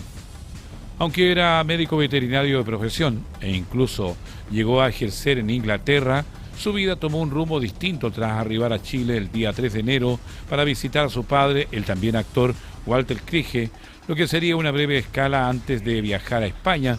Terminó convirtiéndose en el inicio de su carrera artística, luego de ser descubierto por el dramaturgo Arturo Moya Grau y el productor Ricardo Miranda. En ese momento Moya Grau le dijo una frase que marcaría su destino: "Tú no te vas a ir". Impulsado por ambos realizadores y bajo formación actoral de Ramón Núñez, debutó en televisión en el año 1981 con la teleserie Casa Grande de Canal 13, en donde interpretó a Eduardo. Posteriormente consolidó su carrera en la estación con producciones como La Intrusa, esto fue el año 1989, donde compartió elenco con su padre, además de Te Conté y Champán. Su mayor reconocimiento llegó en el año 1993 con la teleserie Marrón Glacé, donde dio vida a Octavio, personaje que lo convirtió en uno de los grandes galanes de la televisión chilena de esa época. Sin embargo, el propio actor solía abordar ese calificativo con humor, señalando que más que ser un galán, él ponía en práctica la galadura. A lo largo de su trayectoria también incursionó en programas de entretención como Video Loco, Maravilloso y los sketches de Venga Conmigo. Ya en la década del año de los 2000 mostró su faceta humorística en teatro en Chilevisión junto a Patricio Torres y posteriormente participó en producciones de TVN como No abras la puerta, además de la serie de Netflix Baby Bandido. Tras conocerse la noticia, Chile Actores lamentó la partida del intérprete mediante un mensaje publicado en sus redes sociales. Con profunda tristeza informamos el sensible fallecimiento de nuestro compañero y amigo, un actor que transitó con maestría entre los dramas y la comedia y que con mucha tristeza despedimos el día de hoy. expresó la organización. Fernando Clige deja una extensa trayectoria en el teatro y la televisión chilena, donde fue parte de algunas de las producciones más emblemáticas de las últimas décadas y se ganó el cariño del público gracias a su versatilidad y carisma frente a las cámaras. Vamos a revisar a continuación las principales informaciones internacionales de las últimas horas y para ello nos ponemos en contacto con la periodista Carmen Paz González. Hola, ¿cómo están? Claro, momento de revisar noticias del ámbito internacional. Brasil está viviendo una fuerte tensión política tras un nuevo choque entre Lula y la familia Bolsonaro. Mientras en Venezuela continúa la emergencia por los terremotos con miles de afectados y labores de rescate que siguen activas, y en Medio Oriente, Estados Unidos e Irán avanzan en una negociación clave. Vamos a revisar en detalle estas informaciones de las últimas horas.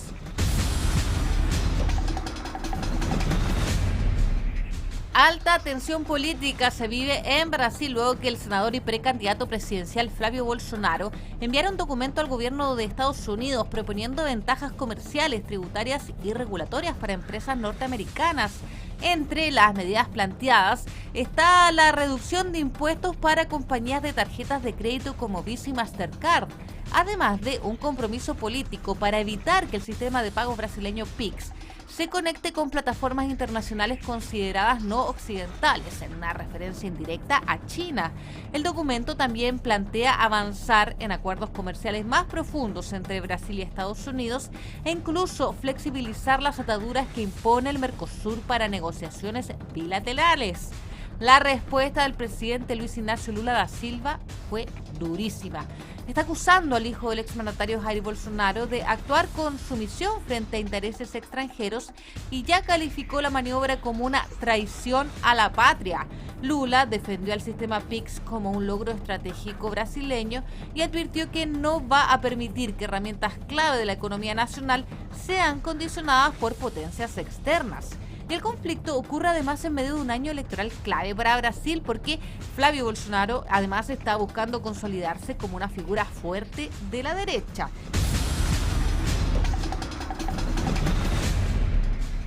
Y mientras Brasil está enfrentando esta tensión política interna, en Venezuela por supuesto que la prioridad sigue siendo salvar vidas. Continúan activas las labores de búsqueda y rescate tras el doble terremoto que golpeó la costa central de Venezuela hace más de una semana y que ha dejado una cifra enorme de víctimas fatales y heridos que sigue variando con el paso de las horas. La presidenta encargada, Delcy Rodríguez, confirmó que la fase de rescate sigue abierta en sectores donde aún hay señales o posibilidades de hallar personas con vida. Las zonas más afectadas siguen siendo La Guaira, Aragua, Carabobo y Falcón, donde miles de viviendas colapsaron parcial o totalmente y la infraestructura hospitalaria sigue bajo presión. A esto se suma una extensa secuencia de réplicas que ya superan varios centenares, manteniendo el riesgo estructural y dificultando la remoción de los escombros. Las autoridades venezolanas reconocen además miles de damnificados, personas desplazadas y una situación humanitaria compleja marcada por la falta de agua, falta de energía y también de servicios básicos. En paralelo, el gobierno anunció la creación de un fondo especial para la reconstrucción y está manteniendo conversaciones con organismos internacionales buscando apoyo financiero. Mientras tanto, equipos de rescate de distintos países siguen trabajando en terreno, incluyendo brigadas chilenas y especialistas internacionales que se han sumado en estas últimas horas. Una tragedia que sigue evolucionando y cuyo balance humano podría seguir cambiando. Y desde América Latina vamos a pasar a Medio Oriente, donde las negociaciones entre Washington y Teherán siguen avanzando. El presidente de Estados Unidos, Donald Trump, aseguró que Irán ha aceptado prácticamente todo lo que Washington considera necesario para avanzar en las negociaciones nucleares entre ambos países. Trump sostuvo que los diálogos siguen activos tras el acuerdo preliminar alcanzado el pasado 18 de junio y aseguró que el principal objetivo es impedir que Teherán pueda desarrollar armamento nuclear. El mandatario insistió en que no busca un cambio de régimen en Irán, sino garantizar su desarme y estabilidad regional. Además, aseguró que las actuales autoridades iraníes se muestran más racionales y abiertas al diálogo, en contraste con etapas anteriores del conflicto. Trump también defendió la presión económica aplicada sobre Teherán y aseguró que esa estrategia debilitó significativamente la capacidad operativa del país. Sin embargo, la situación sigue siendo delicada, especialmente por el rol que está jugando el conflicto en Líbano, donde Israel mantiene operaciones militares contra Hezbollah. Para Irán, ese frente también forma parte del acuerdo más amplio que busca estabilizar la región, lo que mantiene el escenario abierto y altamente sensible.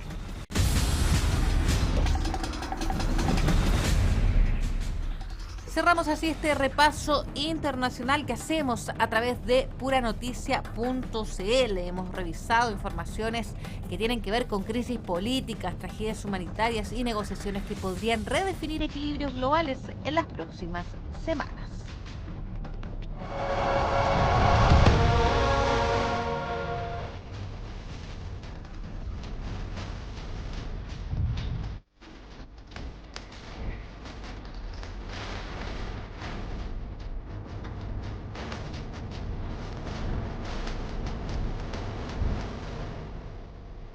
Del plano internacional nos vamos al deporte, específicamente al fútbol, porque ya estamos contactados con Joaquín Arias, quien nos va a conversar del Mundial. Joaquín, buenas tardes, bienvenido. Hola, ¿qué tal? ¿Cómo estás? Seguimos obviamente cubriendo todo el Mundial 2026 a través de puranoticia.cl. Sobre todo lo que fue el día jueves, una jornada histórica y de muy buenos encuentros en la jornada, ya lo decíamos, de ayer, donde se enfrentaron varias selecciones fuertes y el principal atractivo de la jornada fue obviamente el partido entre Portugal y Croacia, que tuvo de todo, goles históricos y también polémicas en ese encuentro, pero partimos analizando lo que fue el primer partido de la jornada con el España 3, Austria 0, triunfo del conjunto español. Los tantos fueron de Mikel Oyarzabal al minuto 23 y al 72, mientras que Pedro Porro amplió la goleada al minuto 56 para quedarse con el paso a octavos de final. España firmó una de las actuaciones más convincentes del torneo para poder eliminar así a Austria y avanzar con autoridad. Ya lo decíamos, Oyarzabal, quien abrió la cuenta, marcó un doblete y fue la principal figura del conjunto español, el delantero de la Real Sociedad. La selección española no permitió ningún tiro a puerta en este partido. Muy bien el bloque defensivo de la selección española, que junto a México son los únicos dos equipos que no han recibido goles en este Mundial 2026. Otro dato anecdótico de ese partido es que España no ganaba en fase eliminatoria desde el Mundial de 2010 y lo vuelve a hacer ahora 16 años más tarde para instalarse en octavos de final, donde va a tener que enfrentar al conjunto de Portugal que venció por 2-1 a Croacia. Abrió la cuenta primero Iván Perisic al minuto 53, descontó Cristiano Ronaldo 68 de penal y Gonzalo Ramos al minuto 94 le da el 2-1 definitivo al conjunto de Portugal. Con esto, varias cosas. Le anularon 3 goles a Croacia por posiciones de adelanto y quizás el más polémico de la jornada vino ya sobre el final del partido. Llevaban cerca de 12-13 minutos de tiempo adicional cuando termina convirtiendo el conjunto croata.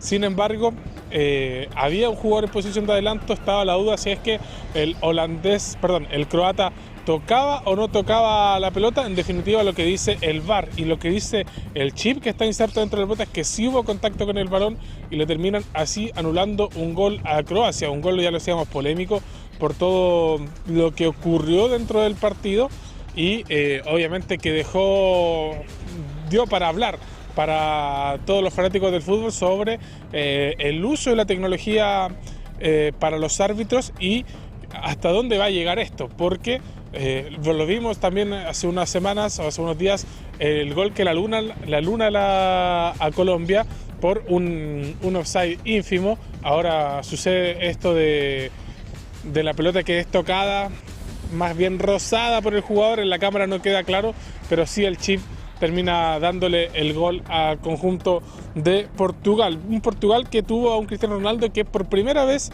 en sus 6 mundiales logra marcar en fases eliminatorias. Todos los goles que había hecho anteriormente en las otras citas planetarias habían sido en fase de grupos. Y el último partido de la jornada fue el de Suiza frente a Argelia. Lo ganó tranquilamente el conjunto de Suiza con goles de Brel Embolo al minuto 10 y de Dan Nioye al minuto 46. Suiza resolvió rápidamente el encuentro con un gol tempranero de Embolo, como bien lo decíamos, que le dio la tranquilidad durante todo el partido. Los suizos consiguen su primer triunfo en fase eliminatoria después de 1938, 88 años sin avanzar en cruces directos, y ahora esperan al ganador entre Colombia y Ghana, que van a estar jugando en la jornada del día de hoy a las 21:30 horas. Se está desarrollando ahora también el partido entre Australia y Egipto, que comenzó a las 14 horas, y a las 18 horas quizás el partido más esperado por los hinchas mundiales es el de Argentina frente a Cabo Verde. Recordemos que Cabo Verde ha sido una de las sorpresas de este mundial, con un portero Voisinha que ha sido la gran figura. Recordemos que España no le pudo convertir y ahí se convirtió en una de las principales figuras de este conjunto de Cabo Verde, que enfrenta hoy día a la selección argentina. Vamos a estar muy atentos a lo que ocurra para actualizarlo en Hora de Noticias PM y también comentarlo desde lleno el próximo día lunes con el arranque de los octavos de final.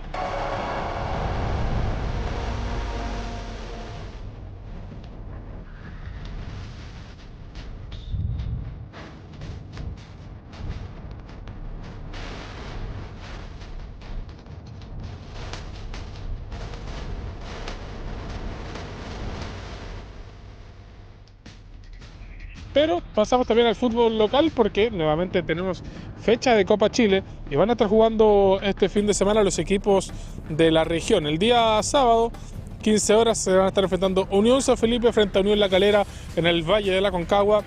A las 16 horas, San Luis de Quillota frente a Everton de Viña del Mar en el estadio Lucio Fariña Fernández. Y para este día domingo, 20 horas, Deportes Limache frente a San Marcos de Arica, también en el estadio Lucio Fariña Fernández. Y a las 12:30 horas, Santiago Wanderers frente a la Universidad de Chile en Playa Ancha, en el estadio Elías Figueroa Brander, ese encuentro. Y en la segunda división se va a estar enfrentando con Nacional frente a Brujas de Salamanca el día domingo a las 12 horas, un partido donde el conjunto aurinegro quiere sellar su clasificación a la liguilla de ascenso 2 fechas antes, porque recordemos que la última fecha van a tener que jugar en Concón frente a Santiago City. Eso se va a jugar el próximo sábado 11 de julio para definir si es que en definitiva el conjunto aurinegro, que ha tenido un gran año, logra consolidarse en la liguilla de ascenso. Ahora sí, dejamos hasta acá las informaciones deportivas y nos escuchamos nuevamente a la tarde y ya con mayor análisis el día lunes. Muchas gracias, nos vemos. Gracias para Joaquín Arias con la información tanto del Mundial como también del fútbol en nuestra región. Pero vamos al plano nacional, porque Colo-Colo sufrió una dolorosa derrota en la Copa Chile tras caer por 4-1 frente a O'Higgins de Rancagua en el estadio El Teniente de Rancagua, resultado que puso fin a su campaña perfecta en el torneo. Tras el encuentro, el técnico albo Fernando Ortiz reconoció que su equipo tardó en entrar en el ritmo del partido, aunque aseguró que quedó conforme con varios aspectos del funcionamiento y que buscaba evaluar pese al abultado marcador. El entrenador explicó que se decidió presentar una formación alternativa debido a la intensa carga de partidos y a las molestias físicas que arrastraban algunos jugadores, lo que también le permitió dar minutos a futbolistas más jóvenes.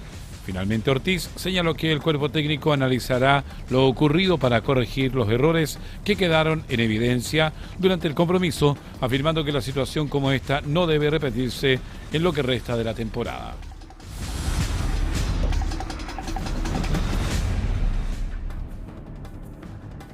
Y bien, ya estamos terminando nuestra jornada del día de hoy, pero no antes nos vamos a ir sin revisar los titulares de hoy. Autoridades y trabajadoras exigen incorporación de vinculadas en programa Proempleo. BTS en Viña del Mar. Alcaldesa Ripamonti propone estadio Sausalito para recibir en octubre a la popular banda de K-pop. Bomberos rescatan a persona atrapada en incendio que afectó a una vivienda en el Tabo. Comienza marcha blanca de paso peatonal ampliado en Estación Francia en Valparaíso. Emiten aviso de posibles tormentas eléctricas en el archipiélago de Juan Fernández. Realizan inédita fiscalización migratoria en el puerto de Valparaíso, con revisión tanto a trabajadores como a empleadores.